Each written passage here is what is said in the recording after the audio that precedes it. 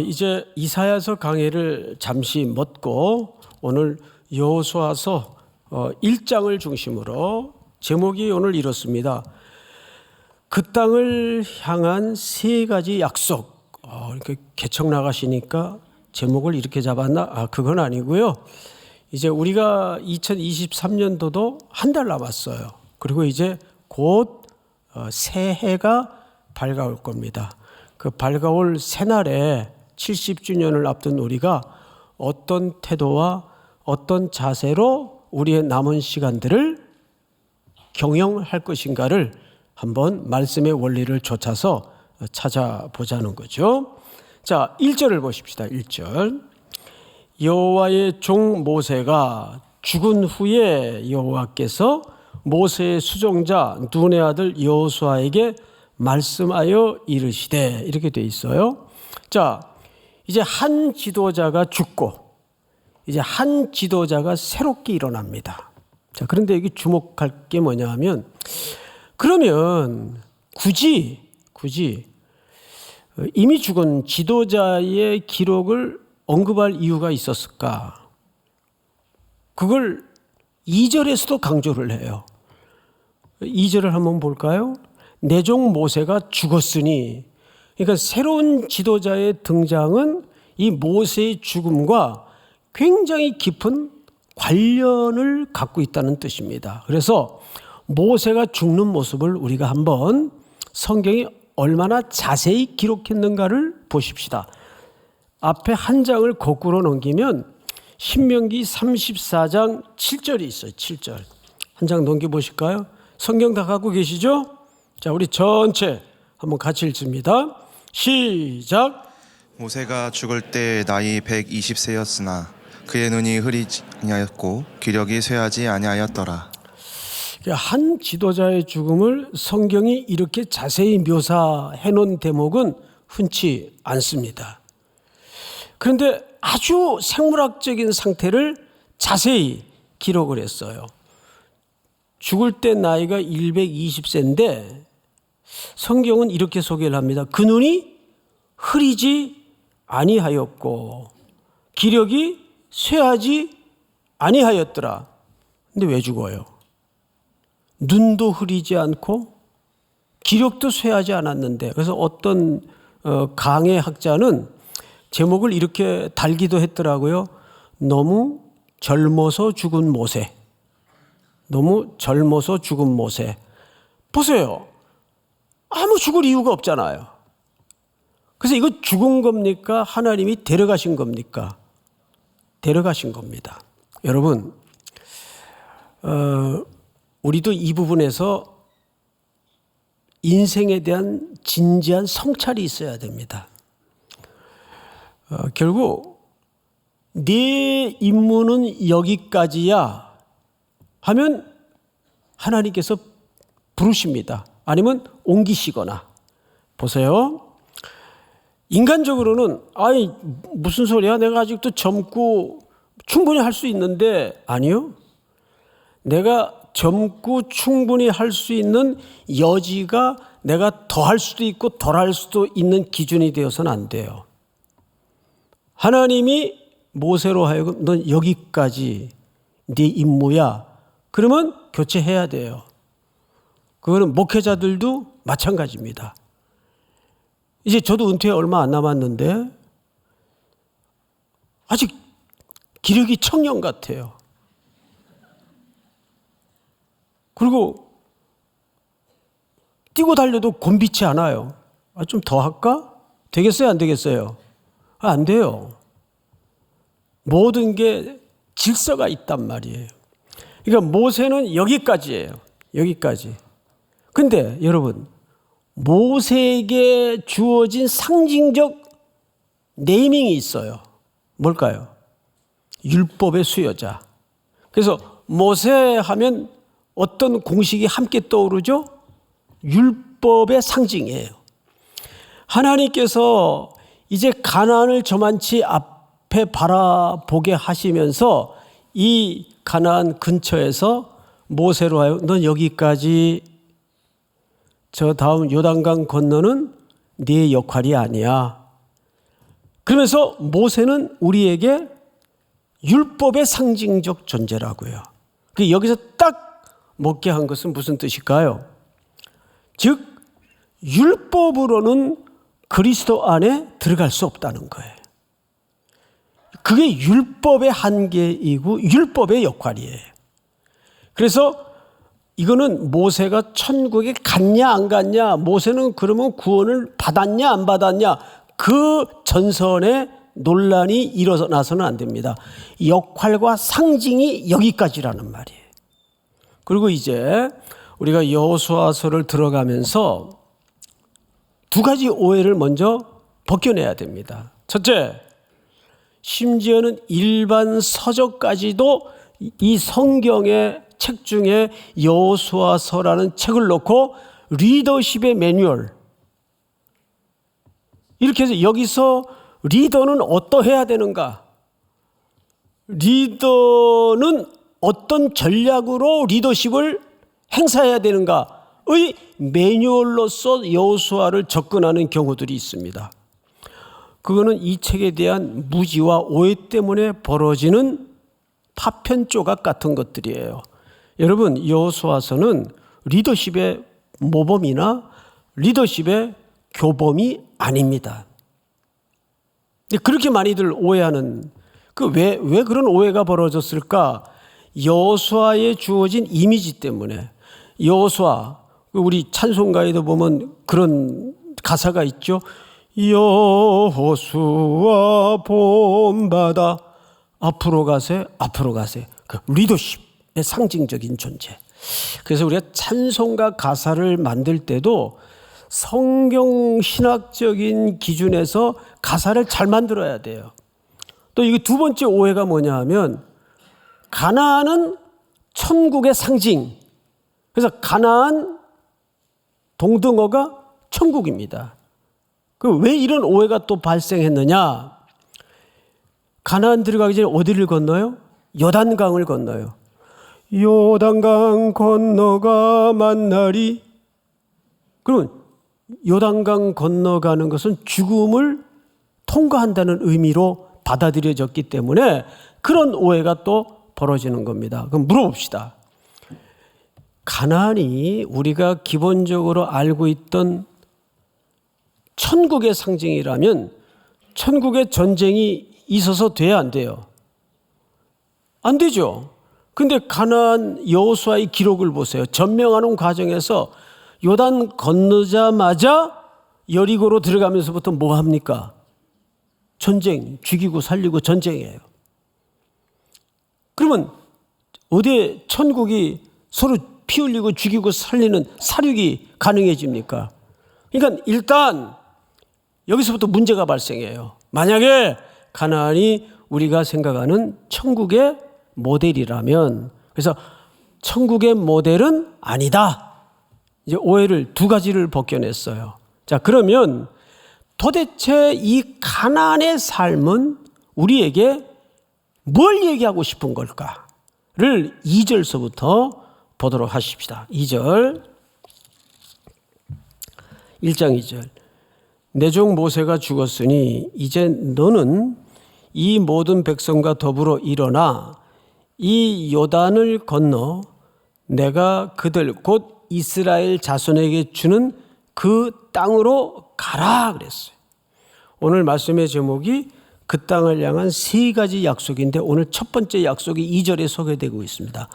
너는 일어나 요단을 건너 내가 그들 곧 이스라엘 자손에게 주는 그 땅으로 어떻게 하라고 되어 있죠? 가라라고 되어 있어요. 가라.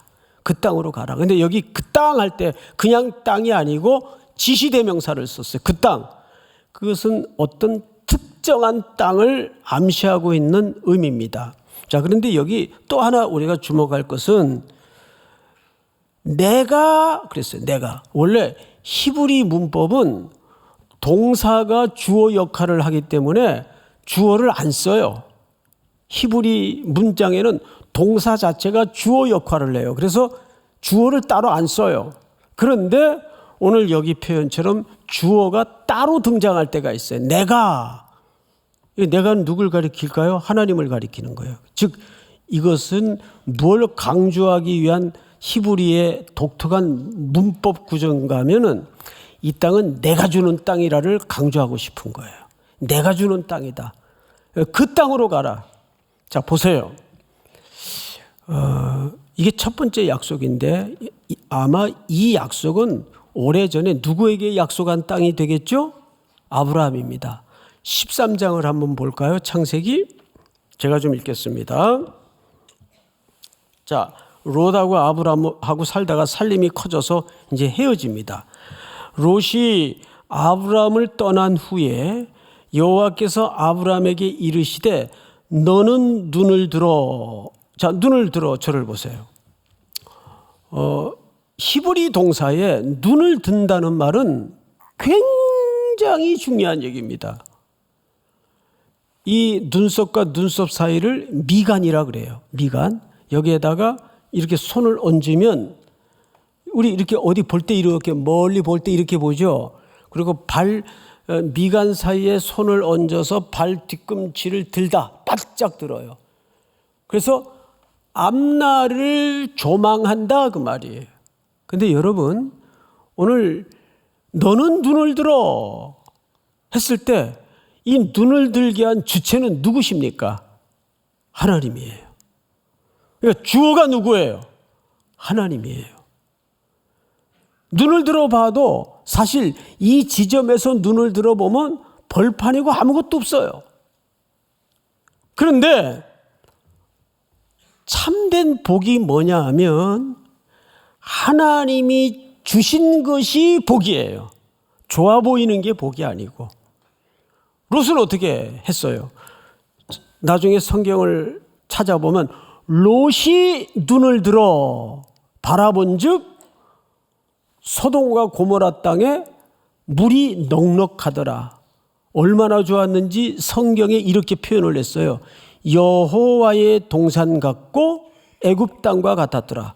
애굽 땅이라는 말은 절대 문명 국가였던 가장 화려한 제국을 얘기하는 거예요. 그 말은 이런 뜻입니다. 우리 어릴 적에 여러분들은 해당이 안 되는 세대지만 저희들이 어릴 적에 어디 이렇게 가다가 으리으리한 걸 보거나 좋은 게 있으면 미국 같아. 요즘 그러면 촌스럽다 그러지만 우리 말법에 그런 수사 표현이 있었어요. 어디 멋있는데 보면 어우 여기 미국 같아. 그러면 엄청 좋은 거예요. 요즘은 좋은 게 다 한국에 몰려 있어서 그런 말하면 흉봐요. 촌스럽다 그래요. 그 당시 고대 아브라함 시대는 제일 좋은 데가 애굽입니다. 그러니까 그게 복인 줄 알았어요. 그게 하나님의 여호와의 동산 같고라는 말은 그것이 롯은 하나님이 주신 복인 줄 알았어요. 그래서 글로 옮기죠. 보니까 여긴 물 좋고 정자 좋고 뭐 어디다 말뚝을 박아도 벌어먹고 사는 데는 아무 지장이 없겠더라고요. 그래서 글로 옮깁니다. 그게 복인 줄 알았어요. 어떻게 됐을까요? 망했죠. 그 중동 전쟁이 일어나서 다 털립니다. 벌어놓은 거, 쌓아놓은 거, 모아놓은 거 싹 4개 부족과 5개 부족이 엉켜 9개 부족이 당시로는 중동 전쟁이겠죠. 싹 거덜이 나요. 오늘 그런데 롯이 떠난 후에 아브라함은 여호와께서 눈을 들라 할 때까지 그 장막 생활을 면하지 못하고 허허로운 벌판밖에 눈에 안 보이지만 하나님께서 뭐라고 약속을 했는가 하니 15절에 보이는 땅을 내가 너와 네 자손에게 주리니 영원히 이르리라. 바로 그 땅이에요. 오늘 여호수아서에 나오는 땅이. 그러면 이게 벌써 한참 역사도 흐르고 세월도 지난 이후란 말이죠. 그런데 보세요. 놀랍죠? 하나님의 언약은 변동이 됐습니까? 안 됐습니까? 일관되게 하나님은 이 땅을 다시 그 후손들인 백성들에게 그 가나안 땅에 들어갈 것을 명하고 그 가나안 땅을 주십니다. 여러분, 이 사이에 어떤 일이 있었는가 하면 다시 말해서 히브리 노예들이 애굽으로 다 들어가 가지고 볼모가 되고 노예가 되고 거의 포로가 되어서 400년을 지나는 장구한 역사가 흘러요. 그래서 3장 7절을 볼까요? 출애굽기. 여호와께서 이르시되 내가 애굽에 있는 내 백성의 고통을 정령히 보고 그들이 그들의 감독자로 말미암아 부르짖음을 듣고 그 근심을 알고, 여기 중요한 세 가지 동사가 등장을 하죠. 보고 고통을 보았어요. 그리고 그 부르짖음을 들으셨어요. 그리고 그들의 근심을 정확하게 알고 계셨어요. 그래서 하나님이 모세를 앞세워 이들을 구원해 주셨나요? 아닙니다. 그것은 표면적 이유이긴 하지만 더 근본적인 이유가 감추어져 있어요. 이 앞에 2장 마지막 부분을 한번 띄워주세요. 출애굽기. 여러 해 후에 애굽 왕은 죽었고 이스라엘 자손은 고된 노동으로 말미암아 탄식하며 부르짖으니 그 고된 노동으로 말미암아 부르짖는 소리가 하나님께 들렸습니다. 그래서 구원해 주신 것이 아니라 24절 보세요. 하나님이 그들의 고통 소리를 들으시고 하나님이 아브라함과 이삭과 야곱에게 세운 그의 언약을 어떻게 하셨어요? 기억하사. 하나님은 항상 뜻을 왔다 갔다 하시는 분이 아니고 자신이 우리에게 하신 뭘 기억하고 계십니까? 우리는 그 언약을 있는 한이 있더라도 하나님은 기억하고 계세요. 그래서 이들을 구원한 진짜 근본적인 동의는 하나님의 스스로를 백성들과 하신 언약이었어요. 하나님이, 이거 어법이 좀 맞진 않지만 약한 부분이 뭔지 아세요? 하나님의 약점. 언약을 들이밀 때 가장 꼼짝 못 하세요. 우리도 집에서 아이들 키우다 보면 아빠 지금 피곤해 죽겠는데 모처럼 쉬는 날 좀 그냥 잠만 늘어지게 자고 싶은데 징징 졸르죠. 아빠 지난번에 약속했잖아. 에버랜드. 그러면 거기서 아빠들이 꼼짝을 못 해요. 저도 마찬가지. 우리 아이들한테 제일 꼼짝 못할 때가 약속한 것을 딱 카드를 뽑으면 그래 알았어. 가자. 이렇게 되는 거예요. 피곤하고 힘이 들어도. 그러니까 하나님은 한 입으로 약속한 것을 변개시키지 못하는 분이에요. 그래서 수천 년의 반역과 배반과 불순종의 역사를 뚫어내시고 아들을 이 땅에 보내시지 않습니까? 그 뭐에 기초한 겁니까? 약속에 기초한 거예요. 언약을 기억하사. 자, 성경을 다시 보십시다. 3절. 내가 모세에게 말한 바와 같이 너희 발바닥으로 밟는 곳은 아직 안 들어갔어요. 모두 내가 너희에게 어떡하노니? 예? 주었노니. 그러면 이 주었노니라는 말은 완료형입니다. 근데 아직 안 들어갔어요. 들어가는 액션은 미래적인 거예요. 들어갈 거예요, 이제. 그래서 이거를 히브리 어법으로, 문법으로 뭐라고 표현을 하는가 하면 미래 완료형 시제. 이루어지지 않았지만 이루어진 것과 같은 표현을 쓰는 거예요.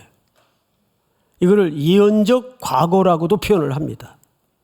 미래 완료형 시제. 그러니까 모든 하나님의 청년들, 하나님의 자녀들은 바로 이 문법 속에 살고 있어요. 아직 우리에게는 아무것도 손에 보이지 않고 잡히지 않지만 우리는 현실보다 더 실제인 무엇에 붙들려 있는 거죠? 하나님의 약속.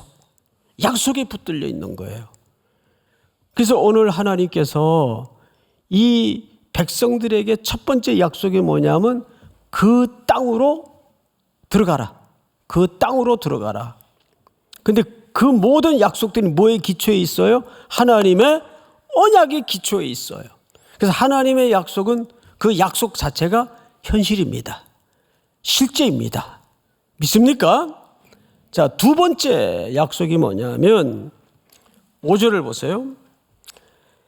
네 평생에 너를 능히 대적할 자가 없으리니 내가 모세와 함께 있었던 것 같이 너와 함께 있을 것임이니라. 내가 너를 떠나지 아니하며 버리지 아니하리니. 할렐루야. 무슨 약속이죠? 두 번째 약속이 처음에는 그 땅으로 들어가라. 거기 내가 약속한 땅이다. 두 번째는요, 내가 모세와 광야 40년을 아무것도 없는 벌판에서 광야에서 먹이고 입히고 함께 했던 것처럼 너희들을 반드시 함께 할 것이다. 두 번째 약속은 임마누엘의 약속입니다. 예수님이 이 땅에 동정녀의 몸에 나셔 오셨을 때 뭘로 오셨습니까? 임마누엘로 오셨어요. 하나님이 우리와 함께 하심이라. God with us. 하나님이 우리와 함께 하심이라. 그리고 하나님께서 아들을 이 땅에 보내셔서 우리와 함께 하시게 하셨고 부활 승천하실 때에도 무슨 약속을 하셨어요? 세상 끝날까지 항상 너희와 함께 하시리라. 근데 그게 말이 안 되잖아요. 하늘나라로 올리워 가시면서 어떻게 함께 하셨어요? 예, 대신 더 확실한 보증으로 성령님을 우리 마음속에 보내셨습니다. 이제 아예 신랑 신부 정도가 아니라 우리 마음속에 성령 하나님이 내주하시게 됐어요. 믿습니까? 이거보다 더한 함께 하심의 증표가 있을까요? 여러분, 그래서 이 땅에 청년으로 환난 많고 유혹 많은 세상에 살아갈 때 가장 강력한 보증이 뭐냐 하면 내 안에 성령님이 역사하시는가, 성령님이 동행하시는가. 그래서 미국 교인들은요, 제일 살벌한 욕이 뭔지 아세요? 이 성령 받지 말고 목회나 해먹어라. 이게 제일 살벌한 욕이에요. 그만큼 성령님의 동행하심이 그들에게는 굉장히 중요한 겁니다. 여러분들은 성령님과 동행하고 계십니까? 우리가 성자 예수님 얘기는 많이 듣고 성부 하나님의 얘기는 많이 듣지만 보이지 아니하시는 성령님의 역사와 내주하심과 동행에 대해서는 인지가 약할 때가 많아요. 이제 남은 한 달뿐만 아니라 새로운 70년을 마주하는 2024년도에는 성령님과 동행하시고 성령님에 이끌리는 여러분들의 걸음이 될 수 있기를 주의 이름으로 축복합니다. 마지막으로 세 번째 8절을 보세요. 8절 우리 한번 같이 읽어볼까요? 시작. 이 율법책을 내 입에서 떠나지 말게 하며 주야로 그것을 묵상하여 그 안에 기록된 대로 다 지켜 행하라. 그리하면 내 길이 평탄하게 될 것이며 내가 형통하리라. 네, 여기 형통이라는 말이 있어요. 성경에는 창세기 39장에 보면 요셉에게 하나님이 함께 하심으로 형통하게 되었더라는 형통이라는 단어가 나와요. 근데 그 형통이라는 단어는 찰라흐라는 말을 씁니다. 찰라흐라는 단어는 하나님의 계획이 나를 통해서 진행되고 이루어지는 것을 얘기합니다. 또 셀라흐라는 히브리 말도 있어요. 그건 소위 우리가 생각하는 대로 그냥 잘 먹고 잘 살고 이런 세상적인 형통을 셀라흐라고 합니다. 그런데 여기에 등장한 형통은 찰라흐도 더더군다나 셀라흐라는 단어도 아닙니다.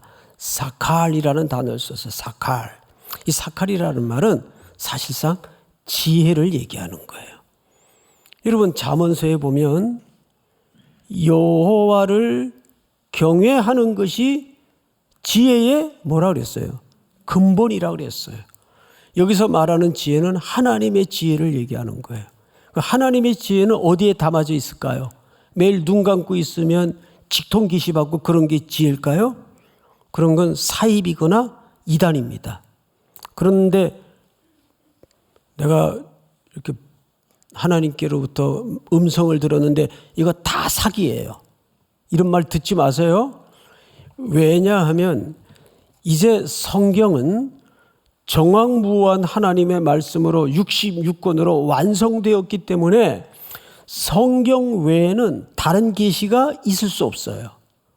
이것 외에 다른 계시를 얘기하면 이단입니다. 그건 우리가 생각하는 개혁주의 성경론에서 벗어나는 주장들입니다. 그러면 하나님의 지혜를 알려면 뭐를 읽어야 될까요? 하나님께서 우리에게 남겨주신 사랑의 연서, 사랑하는 분이 사랑의 마음을 오롯이 담아서 빼곡히 써주신 이 사랑의 책, 성경책을 읽어야 돼요. 여기 형통의 조건이 뭐예요? 바로 여호와의 율법을 주야로 묵상하는 자입니다. 그래서 시대를 움직이는 인물은 머리가 좋고 공부를 많이 한 사람이 아니에요. 용기가 있는 사람이 아니에요. 하나님의 말씀과 언약을 갖고 있는가. 거기서 깊은 인생의 지혜와 통찰을 하나님께로부터 배울 수 있습니다. 믿습니까? 자, 그렇다면 결론입니다. 결론은 다 일어나서 들으십시다. 다 일어났어요. 여러분 지금 상태가 별로 안 좋은 것 같아요. 다 일어났어요. 자, 일어나서 결론을 들으면 기억이 정확할 거예요. 자, 그리고 앞을 보세요. 가나안의 삶은 결국 그리스도 안에의 삶을 얘기합니다. 그렇다면 가나안 땅은 총칼을 준비하고 작전을 잘 짜서 숫자의 우세로 싸우고 치고받아서 빼앗고 점령하는 땅이 절대 아닙니다. 그럼 가나안의 삶은 뭐냐? 가나안은 이미 중후장대한 안악자손도 있고 병거도 있고 철옹성 같은 요새도 수두룩하고 오래된 고대 국가가 자리 잡고 있었습니다. 근데 거기를 어떻게 점령해요? 이스라엘의 이 오합지졸 같은 백성의 수준으로는 점령할 수 있는 땅이 아니에요. 가나안은 말 그대로 이 세상, 여러분들이 지금 던져져 있는 이 정글 같은 세상이에요. 그걸 어떻게 해야 돼요? 그래서 가나안은 총칼로 전쟁에서 점령하는 땅이 아니라 순종해서 이미 허락한 은혜들을 누리는 땅입니다. 믿습니까? 그리스도 안에서 순종해서 하나님이 허락한 복을 누리는 땅이 가나안의 삶이에요. 할렐루야.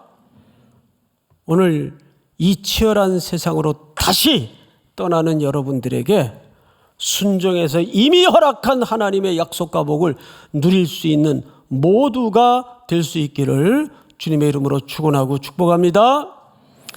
우리 믿음으로 서리라 찬양하십시다.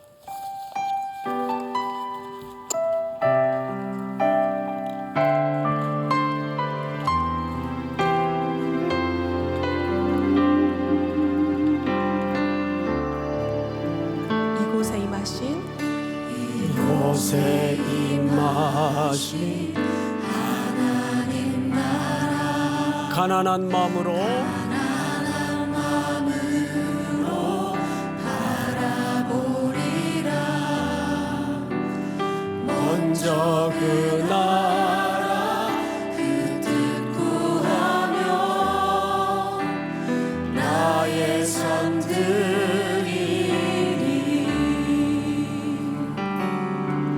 주님이 맡기신 하나님 나라 믿음의 눈으로 바라보리라. 바라보리라. 하늘에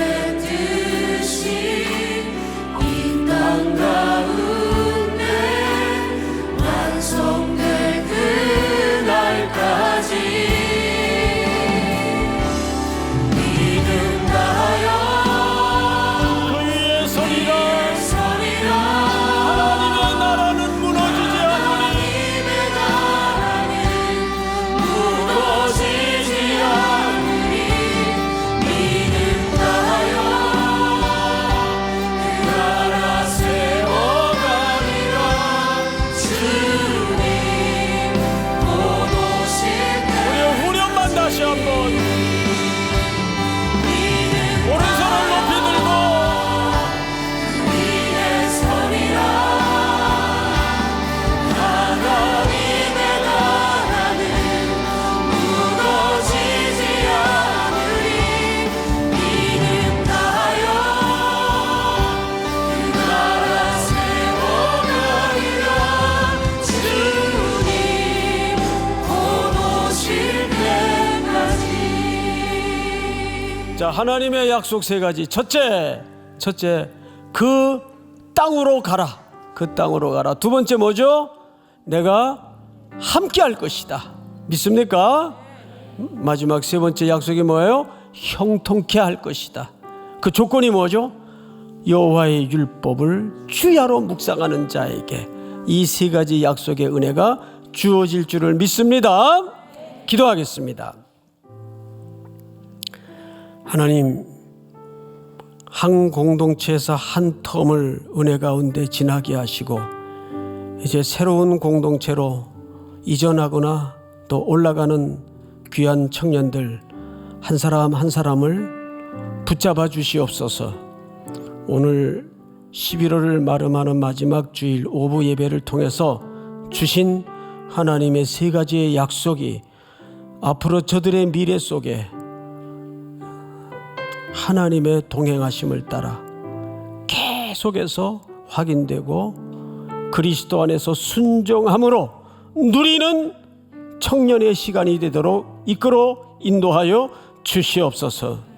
지금은 우리 구주 예수 그리스도의 은혜와 하나님 우리 아버지의 놀라우신 사랑하심과 성령님의 교통, 위로, 충만케 하시는 은혜가 오늘 머리 숙여 새날을 출발하는 사랑하고 사랑하는 모든 3일의 청년들, 해외, 군에 멀리 출타 있는 가족들 머리 위에 이제로부터 영원토록 함께 있을지어다.